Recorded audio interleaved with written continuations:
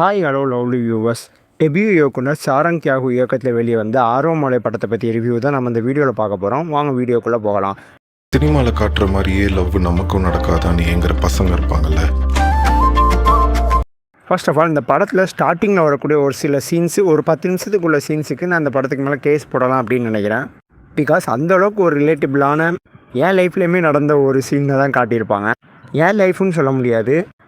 VTV விண்ணை தாண்டி வருவாயா படம் பார்த்துட்டு அந்த படத்தோட ஃபேனாக சுற்றிக்கிட்டு இருக்கிற, கிட்டத்தட்ட அந்த படம் ரிலீஸ் ஆகி 10 வருஷத்துக்கு மேலே ஆச்சு, இன்னமும் அந்த படத்துக்கு ஃபேனாக சுற்றிக்கிட்டு இருக்க ஒவ்வொரு இளைஞர்களோட சீனாக தான் அந்த காட்சிகள் அமைக்கப்பட்டுச்சு.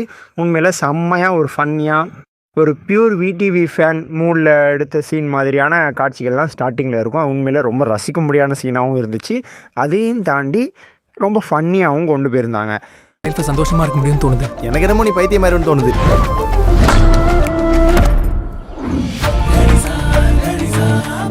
அவனை பார்த்த பார்வை என் கண்ணே நிற்குதுடா.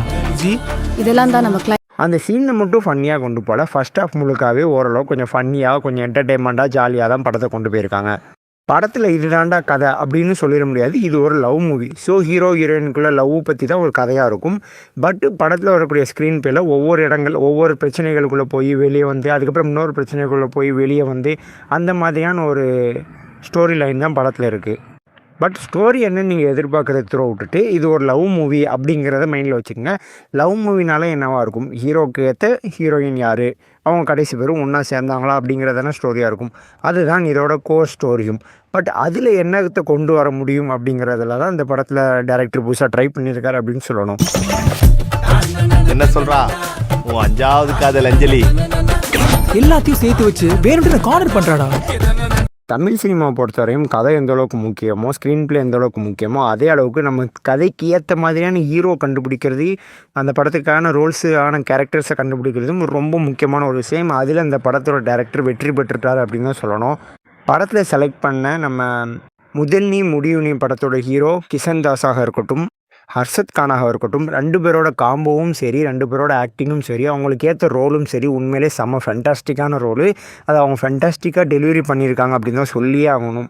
அண்ட் அது மட்டுமே இல்லை, ஹீரோயினுமே அவங்களுமே அவங்களோட ரோலை சூப்பராக பண்ணியிருக்காங்க. அண்ட் அதையும் தாண்டி விடிவி கணேஷ், அப்புறம் ராஜாராணி படத்தில் ஜெய்யோட அப்பாவும் நடித்த அந்த கேரக்டர், அதாவது நம்ம ஸ்டார் மூவியோட டேரக்டரோட அப்பா, அவங்களோட ஒய்ஃப் ஹீரோட அம்மா, அவங்களாகட்டும் எல்லாருமே உண்மையாக செம்மையாக பண்ணியிருக்காங்க அப்படிங்கிறத விட அவங்களுடைய அவங்களுடைய கேரக்டரை நம்ம டேரக்டர் ரொம்ப அழகாக டிசைன் பண்ணி அவங்களுக்கு தேவையான கதைக்கு தேவையான ரோலுக்கு தேவையான ஆக்டிங் அவர்கிட்டேருந்து வாங்கியிருக்காரு. அவங்களும் கொடுத்துருக்காங்க அப்படின்னு தான் சொல்லணும். பார்க்க முடியல. நான் டெய்லி டைமுக்கு தான் சார் வந்துட்டு இருக்கேன். நான் டெய்லி வரதில்லையே. விஷயமா தம்பா பையனுக்கா பொண்ணுக்கா? சிம்பிள் அண்ட் ஷார்ட்டாக இது ஒரு அழகான சூப்பரான ஒரு லவ் மூவி. அண்ட் படத்தோட கிளைமேக்ஸில் சொன்ன ஒரு டைலாக் எனக்கு உண்மையில் ரொம்ப பிடிச்சிருந்துச்சி.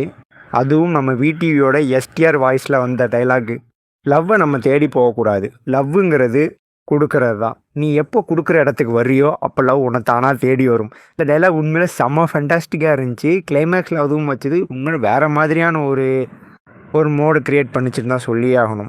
Really it's a very fantastic movie. என்னோடய ரேட்டிங் 10க்கு 9 கொடுப்பேன். ஏன்டா 10க்கு 9, அந்த 1 எங்கடா போச்சு அப்படின்னு சொல்லி நீங்கள் கேட்டிங்கன்னா, நானும் 10க்கு 9 கொடுக்கும்போது அந்த 1க்கான ரீசனை யோசிச்சு பார்த்தா எனக்கு எந்த ரீசனுமே கிடையாது. ஸோ 10க்கு 10 கொடுத்துடலாம். அந்தளவுக்கு ஒரு நல்ல மூவி தான்.